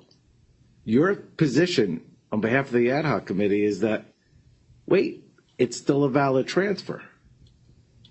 And we have, actually, what I think you're saying is you have a title interest in those coins, in what a legal interest in what's in that account. But it could be a mistake. And doesn't the general terms of agreement allow for an audit, essentially a look at that transaction before it becomes unreversible? Not necessarily, Your Honor. And, well, first, there's been no suggestion that there were any errors, or that even that errors of that type could occur. But there really wasn't the necessity to check and make sure that the amount that you had in BIA was the actual amount that you transferred to wallet. That doesn't seem to have been part of either the batching process or the true-up process.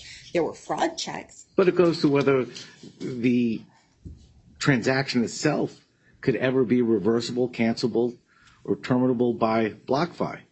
And you're saying they can't once the swivel took place. Once the customer used the user interface and completed it on the app. I think that's right, Your Honor. Once the customer said, I no longer want to be in this risky relationship with BlockFi. I no longer want to be in this unregistered security. I want to do what the terms of service say I can do and push the button and be out instantly. Now, that doesn't mean that I'm going to recover in full, because you know what? The debtors could screw up. The debtors might not have reserved enough in that customer wallet reserve. And in fact, that happened multiple times, even just in the 90 days leading up to November 10th. On at least 5 different occasions, even after running their true-up process where they were trying to have a 1-to-1 match plus a 1 to 5% buffer, the debtors still fell short. One day by almost $4 million. So yeah, if I can swivel this way, doesn't mean I'm necessarily going to get paid in full. And if I transfer out immediately off of the platform, that may leave even greater of a deficiency. But all that's necessary to transfer off the platform is there have to be enough assets there for me to take. Not that there had to have been assets that were transferred in specifically for me. The true-up process, the process of moving assets from BIA to the customer wallet reserves was completely decoupled from the legal transfers from BIA to wallet, and in many cases from wallet to an external account. And that's exactly what Mr. Slade was describing. These were decoupled and independent processes. And there was a true-up process afterwards. The debtors tried to make sure that there was enough that there were enough assets in the custody reserves. Often they failed. But what would have happened on a day that there was a $4 million shortfall in the custody reserve wallets? And let's say that was the day that BlockFi filed for bankruptcy and everything was frozen. Everybody, let's say that we showed $300 million of wallet accounts that the debtors agreed, yes, that's the right amount. Those are the transfers that we validated. We ran true-up processes, but oops, this was the day we had the $4 million shortfall. What happens then? I would submit that the right answer is there's an allocation of the assets in the wallet reserves among all of the customers that said, I want out of BIA, just like the terms of service said I could. All they had to do was click that transfer button to say, I'm out. They stopped accruing interest. If the debtors had really intended for customers to remain in BIA until there was an actual transfer of assets from BIA into the wallet reserve on account of their specific request, then why didn't they continue to accrue interest until that happened? Sometimes that true-up process was as much as 3 days later. They only did the true-up on business days. So if there was a holiday weekend, that's 3 days of interest that BlockFi was shorting customers. Now, I'm not assuming that BlockFi was cheating its customers. I'm assuming that BlockFi built its architecture to reflect the legal reality, which is that once you click that button, you're no longer in BIA. Doesn't mean you're going to recover in full. The wallet reserve may not be fully funded. That happens. It happened multiple times before the pause. It certainly happened by the petition date. But that doesn't mean that customers who exited BIA don't have the right to swivel this way and look to that undifferentiated mass of assets that, by the way, do not get allocated to any particular customer. And in fact, some of them didn't even end up there. If you look at Mr. Chila's declaration, didn't even end up there as a result of customers transferring from BIA into wallet, because the BitGo custodial wallets were also used as the on-ramp for all assets onto the platform. Some of those were just deposits that were coming in from outside. So you have this large undifferentiated mass of unallocated assets in a reserve. They're commingled, they're not commingled with the rehypothecatable wallets, I want to be clear, but they're commingled with each other. You can't point to any asset in there and say that belongs to a particular customer. All you can say is, I've exited BIA, I've swiveled over here, I'm looking at the wallet reserve, I have a right entitled to look there. Sorry, that was a very long answer to your Honor's question. No, that's fine. Okay. So there were a few things that I just wanted to make sure that I covered, just to clarify a few things that were discussed in Mr. Slade's presentation. I think we may have covered some of these. That's fine. Oh, I do want to point out that also in response to the committee's argument that this is really like BlockFi saying the check is in the mail. I think that's really an opposite to this type of platform and this type of architecture, because this is really much more like going into your banking app and then transferring money from a CD or a money market account to your checking account. And yes, the bank may at some point have to move things around on the back end, but you don't have to wait to be able to take cash out of the ATM. You can do that immediately. And I think that's probably a closer analogy than the check is in the mail. This is digital finance. Also want to point out that customers, and we covered this in our brief, but just to call it to the court's attention, customers who transferred out of BIA and into wallet could immediately trade the digital assets that they had transferred even before any true-up process had occurred. And in fact, if you look at the trading terms of service, it says that those that those trades can be settled by book entry. So the debtors were expressly recognizing that there could be trades in wallet that were finalized and settled by book entry without digital assets actually moving. Customers who transferred out of BIA and into wallet could immediately get a transfer out of the wallet reserves and into an external wallet before any true-up process was performed. And yes, there had to actually be enough assets in the custodial wallets to make that happen, because you can't transfer what's not there. That's obvious and everyone agrees with that. But it was often the case that there would be assets there because there were always assets in the custodial reserves by definition. And BlockFi would just true the balances up later if necessary. And Mr. Slade's presentation seemed to suggest that the true-up always meant pulling assets from BIA and sending them over to the wallet reserves, or maybe even having to go and call loans and obtain assets elsewhere and send them over to the wallet reserves.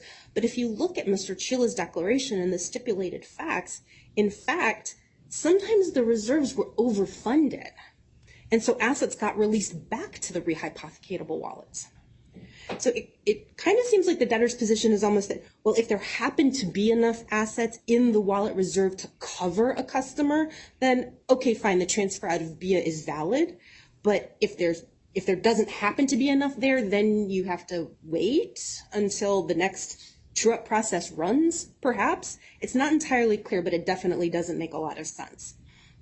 And it especially doesn't make a lot of sense because, as I've mentioned, there were all of those occasions where even after running the true-up process, there was still a shortfall.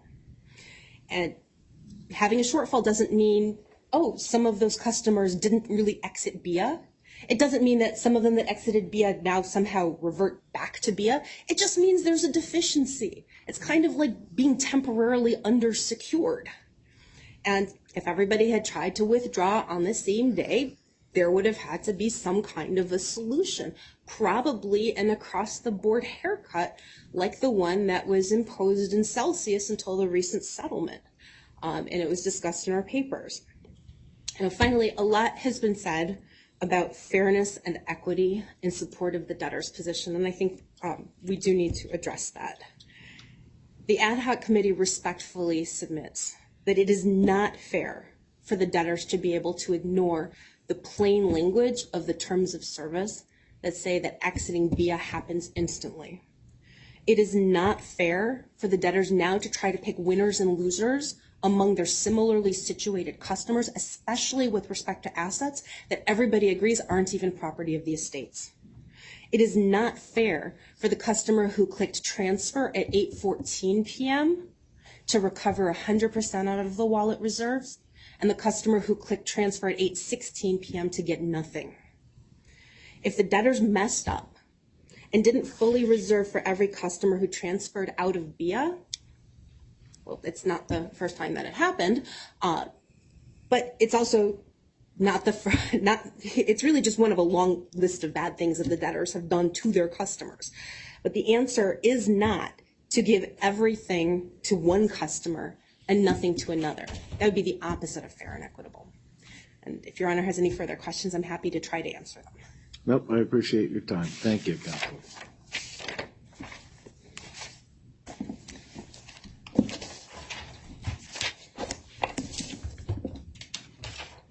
Counsel, if you wish to respond? Yes, Your Honor, just a few points.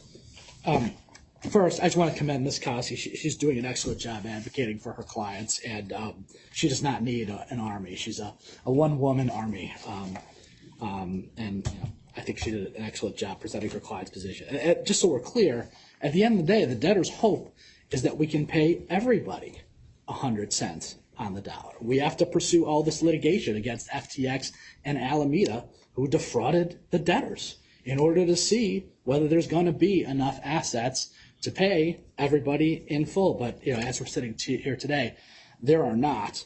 It's definitely not a wash for the estates. I mean, the reason that we're taking a position on this is pretty clear, is that we need to know who has an interest in these funds in order to propose and confirm a plan. And without taking a position on that issue, I'm not really sure what our plan would say. And the fact that the creditors committee has joined in our position in a case where we agree on nearly nothing is fairly remarkable, and actually shows why this position is really pretty clear. Because if there were a real argument for these pool of assets to be accessible to unsecured generally, one would believe that the unsecured creditors committee would be making that very argument. These are just not the debtors. These are not the estate's assets. These are specific customers' assets. And the assets are there because, as Ms. Kosky said, people made initial deposits into the wallet product and just left them there because they did not want them to go to BIA. Those assets are those customers' assets. And some clients withdrew assets from their BIA accounts and had them deposited into the wallet accounts. The assets there today belong to those customers. It wasn't a mess up when BlockFi decided to pause the platform entirely. BlockFi had to do that. Otherwise, it would be a severe disadvantage to all clients. It did it precisely because the terms provided for it and the terms provided for it, and they require it. I don't agree with the position that we're being inconsistent with the terms and conditions for precisely the reasons that I described. And there's two reasons. If you look at the ones she relied on, first, withdrawal via terms and conditions 1, I would just return to the argument that we had. It is true that a withdrawal of principal from the BIA account gets immediately moved to the wallet account. But the withdrawal of principal from the BIA account does not happen in the click of the button ever. But even if it did, as Your Honor pointed out, 2 terms down in the same terms of service that she relies on, it's very clear that we could immediately halt transfers and withdrawals of cryptocurrency temporarily or permanently, which is exactly what the company did. That's exactly what BlockFi did. We implemented a pause of all transactions, via transfers, withdrawals, trades, everything stopped at the program pause. A point on interest, just so we're clear, her clients will get interest through the petition date because they were in the BIA products. As Mr. Chila pointed out in his amended declaration, some of the schedules are correct for that period of time. Some of the schedules are incorrect for that period of time, and we're going to have to amend them. But that was always true. Ms. Kofsky mentions that you could look at your interest calculation when you opened up the app, but when you did that, this is discussed in the agreed set of facts at paragraph 54, footnote 15. There was always a pop-up in the app that says, this is an estimate of your interest. And the reason is because at BlockFi, your interest was always calculated at the end of the month. And it was very complicated because the display had your dollar calculation of interest, but it really wasn't calculated until the end of the month's crypto price. So it was always an estimate. But isn't Ms. Kofsky arguing that the fact that interest, whenever that calculation is done, would cease on the dollars that were transferred as of the moment of the transfer on the app? Does that reflect that there was an actual transfer of that the funds or the coins in that account as of that moment? In other words, if BlockFi is not recognizing the entitlement to interest outside of this extraordinary situation that happened with the pause, why isn't that reflective of when funds are actually transferred? It's not, precisely because the interest calculation was always, it was automated, and then it was redone at the end of the month manually, and it was often changed based on some of the items that I just discussed with the court. So it is correct that just like all the other things about the automated, people got an automated email saying that this transaction had happened, and at the end of the day, sometimes it did not, and BlockFi had the rights under terms of service to cancel transactions at any time. And that kind of gets me to my more general point, which is their argument is essentially that whatever the user interface says is the truth and is binding on BlockFi and all customers at all times. But that can't be right for a lot of reasons. One of them, Your Honor pointed out. What if there's a hack in the system and what if somebody hacks in the BlockFi system and says, Mr. Aulette has $1 billion in Ethereum today? I mean, that could happen. That doesn't mean it's correct.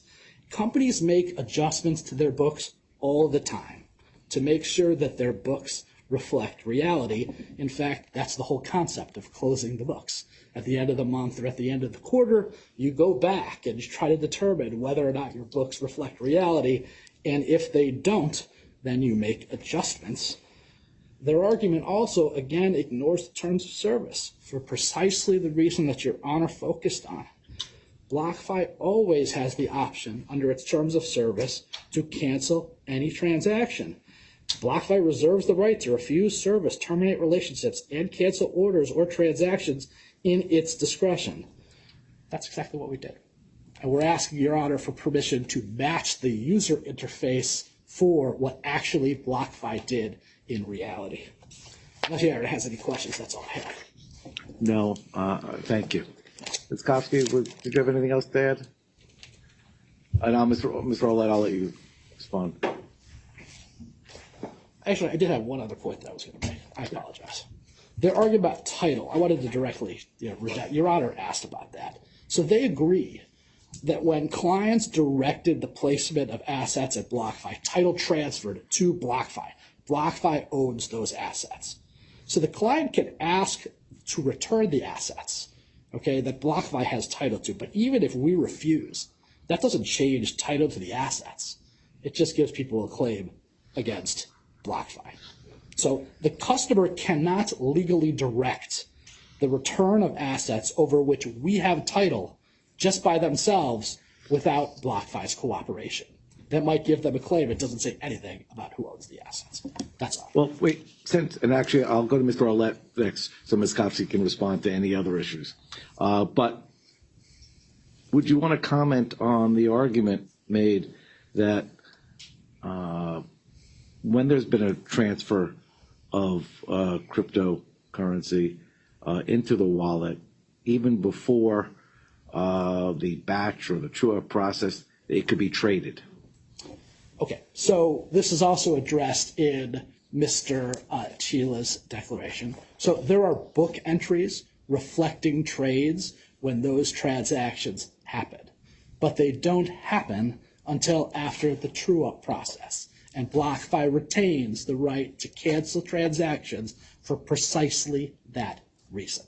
That the user interface will immediately reflect the trade. The trade may not actually be possible. BlockFi processes it on the back end.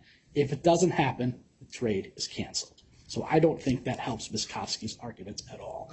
It isn't really germane to specifically what happened here, but I don't think it advances her cause very much.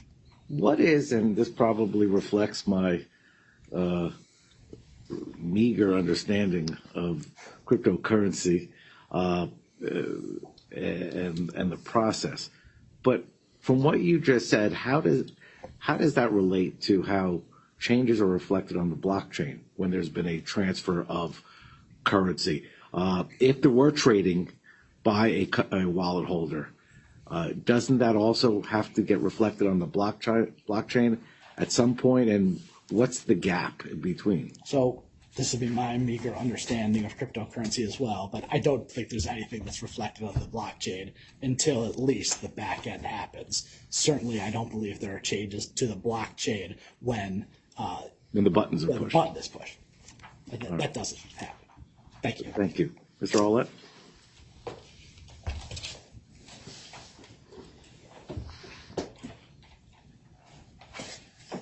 For the record, Kenneth Arlett of Brown Rudnick for the official committee. I just wanted to respond to a few of the points Ms. Kopsky made.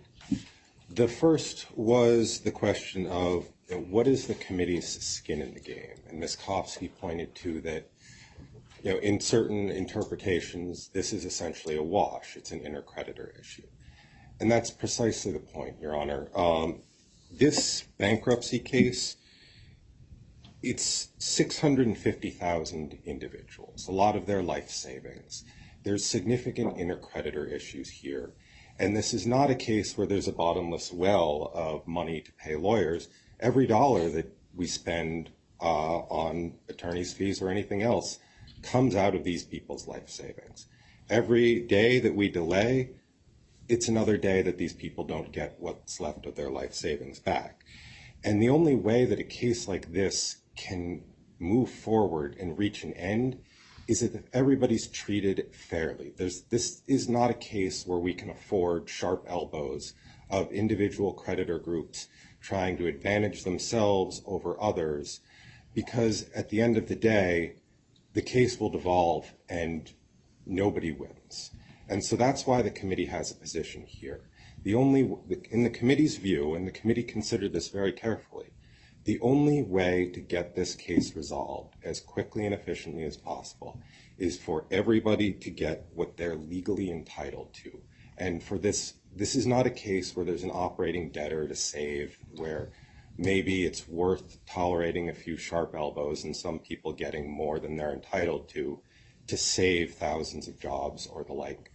This is a case where we've got to return people's life savings as much as intact as possible.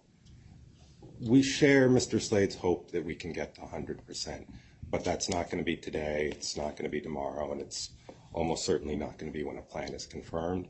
And we've got to get as close to what we've got as possible.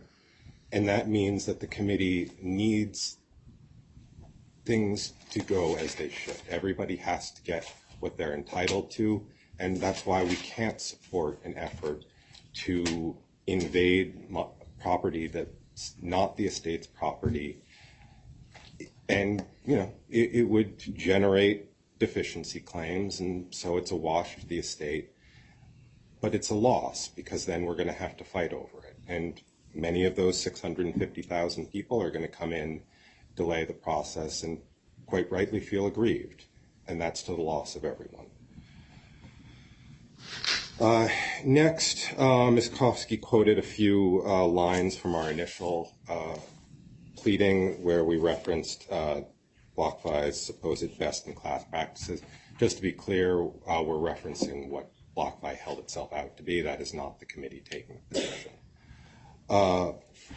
And then two final key points.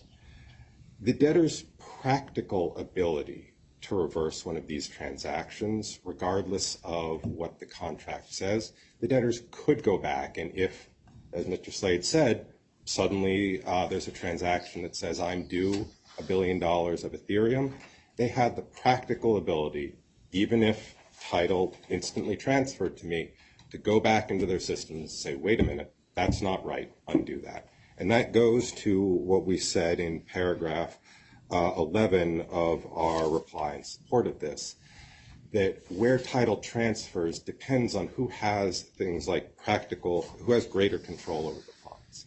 And the debtors have the ability, subject to, now that they're in bankruptcy, your Honor's approval, to say these transactions didn't occur, and that means that title didn't transfer. And last, Ms. Kofsky pointed to moving money at a bank and wire transfers. And as we all unfortunately learned in the recent turmoil with Silicon Valley Bank, the fact that your bank has confirmed a transfer, the fact that you have a federal reference ID for your wire transfer, the fact that your bank is not yet in FDIC receivership, does not necessarily mean that transfer is going to go through. And with that, Your Honor, we just request that Your Honor find that the post-pause transfers did not give legal title to the transferring parties. All right, thank you. Mr. Gwynn, last comment? Group of actual wallet holders. Just a few points. One, we are not similarly situated. Our creditors' assets were moved into the wallet account prior to the pause time. So we're not similarly situated. It doesn't matter whether the terms and conditions say something's going to be transferred immediately or instantaneously, because at the end of the day, the assets were not transferred. It's no different than if a debtor promised to make a refund and to give someone back their property. So we're going to give you back your purchase price. We'll give you a refund. But then they don't give that person the refund and they file bankruptcy. That doesn't give the person the right to go to other people who actually got their money back, got their property back, and say, well, we're entitled to share in your refund. I mean, there's no basis for saying that the creditors are similarly situated when you are in the wallet before the pause period versus if you're not. Secondly, you can't decouple transferring a client to the wallet and then their assets going over later, because the property that is in the wallet account belongs to those clients whose assets were transferred to that account. You can't just move someone over to share in other people's property. The debtor has no right to do that. And the Perlman case, Your Honor, again, is binding on that the bankruptcy code, the Bankruptcy Act, does not give the debtor the right to use other people's property to pay its creditors. And that's exactly what the Troutman Group is asking Your Honor to do. So once again, Your Honor, we would just request that you grant the relief requested. It's been almost 5 months since the debtor filed the motion, and the clients who are in the wallet account have always been entitled to get their property back, and there's nothing in the code that prohibits that. But, Your Honor, we request that you expressly authorize the debtor to give the property back to the actual wallet holders. Thank you, Your Honor. Thank you, Mr. Gwynn. Now, Ms. Kowski. Thank you, Your Honor. Deb Kowski, Troutman Pepper for the Ad Hoc Committee of Wallet Account Holders. I think one way to think about this, maybe cut through some of the noise, is to think about pushing the transfer button as being notice to the debtors. That was the notice that customers provided that, hey, I don't want to be in BIA anymore. I'm no longer giving you right and title to my digital assets. I'm out of this program. And that was the act that terminated the grant of title. Does that mean that the customers could physically get back their assets to which they now had title? No, of course not. They needed BlockFi's cooperation. But that doesn't mean that the assets that BlockFi was holding did not revert back to being under the ownership of the customers who had put them there in the first place, especially when we're talking about assets that were all commingled and fungible and dealt with on omnibus net bases. With respect to my colleague on the other side who spoke about the trading terms of service, which Your Honor had questions about, I would just direct Your Honor to go back and look at the terms of service themselves. They say really clearly that trades are settled by book entry. It does not say that settlement is dependent on some other act happening. Yes, there could be a true up later. Yes, there was some risk involved, but the settlement itself happened by book entry. With respect to the committee's arguments, this is actually not an intercreditor issue at all. It's an non-creditor issue. These are not constituents of the committee. And as I think Mr. Allett recognized, there's no impact on the general unsecured creditors or the estates.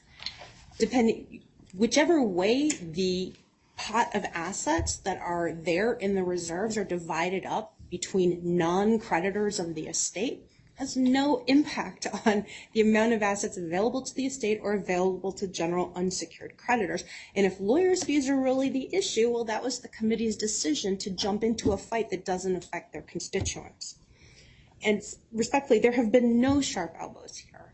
The ad hoc committee members are the ordinary customers, just like all of the rest of them, who many have put their life savings on the platform, and all they want is to be treated fairly and in accordance with the terms of service to which they agreed. All they want is what they're entitled to. Mr. Allett says we can't allow non-creditors to invade non-estate property. It is completely baffling that the committee has any position in this matter whatsoever. It simply doesn't affect their constituents. With respect to the Reed-Smith ad hoc committee's arguments, we are similarly situated to the customers that moved out of BIA prior to the November 10th tweet.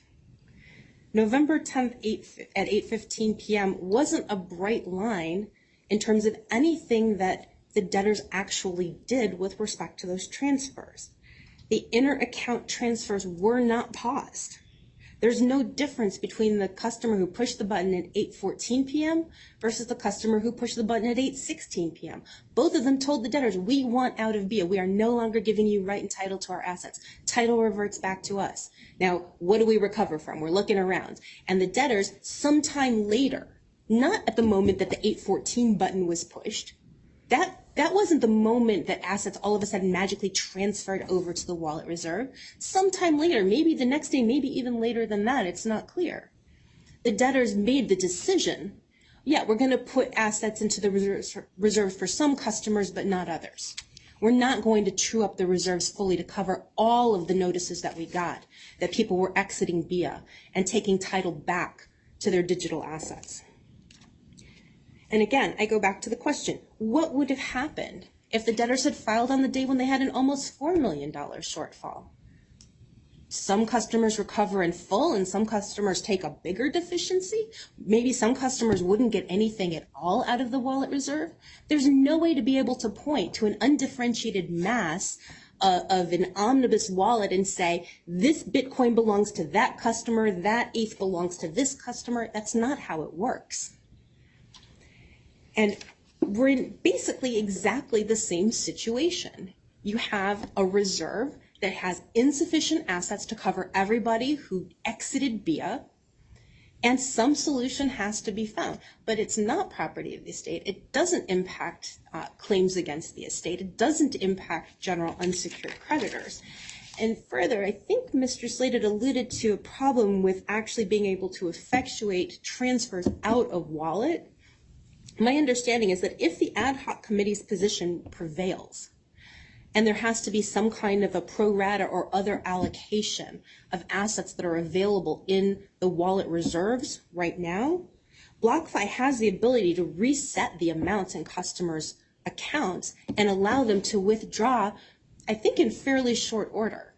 So the ad hoc committee is not standing in the way of customers getting back what is rightfully theirs. The ad hoc committee is fighting for recognition that some of that is rightfully theirs as well. Thank you. All right, thank you, counsel. Mr. Sponder or Ms. Bielski, U.S. trustee, taking any position in this?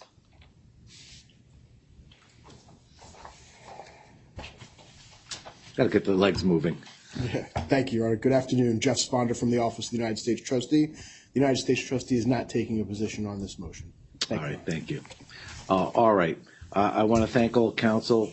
Extremely well briefed, well argued, and I appreciate the civility, the professionalism in reaching an accord on the stipulated facts in lieu of dragging this out with testimony, which would just be repetitive of what you had in there as well. It is, the court recognizes the impact on customers who've waited months to have access to funds that they desperately need. And it's been too long coming to this, although I think all parties recognize that there had to be due diligence in trying to identify the issues and resolve certain questions of fact. In order to try to move this process along for the benefit of customers, all customers, I am going to issue a ruling. I have the Third Circuit Conference. I'm going to try to carve out time this Thursday. I'm going to ask you all to note 10:30. That seems to be a break in the Third Circuit program. I'll run up to my hotel room and try to read into the record a decision. It will be an abbreviated ruling. Obviously, it can be supplemented by proposed findings of fact and law, or not, at that point, not proposed findings of fact and conclusions of law as needed to the extent the parties require so. But I will issue a ruling to move this process along as quickly as possible. This Thursday at 10:30, we'll set up my chambers will set up a webcast. Simply, there'll be no oral argument. It'll simply be to allow me to read a ruling into the record. All right. Thank you again. Yep, Mr. Your Honor, Counsel? may I just address the court on some ancillary issues? Sure. Thank you.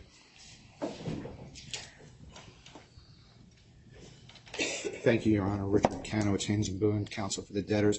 Your Honor, harken back to a while back when we talked about some seizure orders that were delivered to the debtor pre-bankruptcy out of the state of Washington. In furtherance of what we advised, Your Honor, on January 9th, I believe, we did transfer the wallet assets to the government in connection with that seizure order. We still are negotiating with the government how to return what I would say is a very material amount of posted collateral in BIA that the government seeks to obtain. Clearly, there's a large amount that's owed to the debtor on the loan for the posted collateral. We're trying to work those set-off numbers and the process of doing so. The government's position is that the stipulation and agreement between the debtor and the government should be determined by the district court in Washington, which issued the seizure order. We're speaking with the committee about the process to have that effectuated, whether we actually go there or whether something has to happen in front of your honor to get that done. We're not there yet. We just received the proposed stipulation from the DOJ the other day. It was a long time coming, as you can imagine, since I broached this issue with you in January. Scroll forward to another seizure warrant and order. This one issued out of Texas. Much smaller amount. Right now, we're going to turn over from wallet about $47,000, not the $700,000 plus we previously turned over. And the posted collateral set-off amounts we're talking about in the $500,000 range, not the multi-million-dollar range we're talking about in the state of Washington. Again, we're not there with the DOJ on this seizure order and warrant, but the mechanics will likely be the same. And we're discussing with the committee, again, to try to appease the government and also satisfy the estate's interests in this collateral and these loans. And so I just wanted to bring to your attention the fact that we are going to comply with the seizure warrant and the orders so that we're not held in contempt by transferring the wallet assets to the government wallet. Now, these transfers are coming out of the BIA account? Well, no. So some of these are sealed, so I can't get into the details, but some of these customers had wallet, some of them had BIA, and some of them had posted collateral, which is money given to back their loans, which then BlockFi holds in separate own wallet accounts that is unrelated to BIA and unrelated to wallet, right? So all of that comes into the mix, but what we've only transferred and going to transfer is the money that's associated with these client identification numbers in wallet, because it's our view, and the government obviously has listened to our view, that whatever's in wallet's not property of the estate, so why aren't you complying with the order? Fair enough. That's what I wanted to clarify. Yeah. Okay. Thank you, Your Honor. Thank you. Ms. Rowlett? Yes, Your Honor. Ms. Kenneth Allett, Brown Rudnick for the committee. The committee's view is that we don't have an objection to wallet funds being returned. The committee's view is that any return of funds on a BIA account or loan account has to come from order of this court.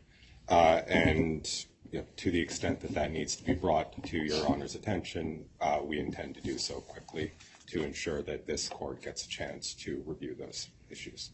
Fair enough. Another battle down the road. All right. Thank you all again. We're adjourned. Thank you, Your Honor. Record.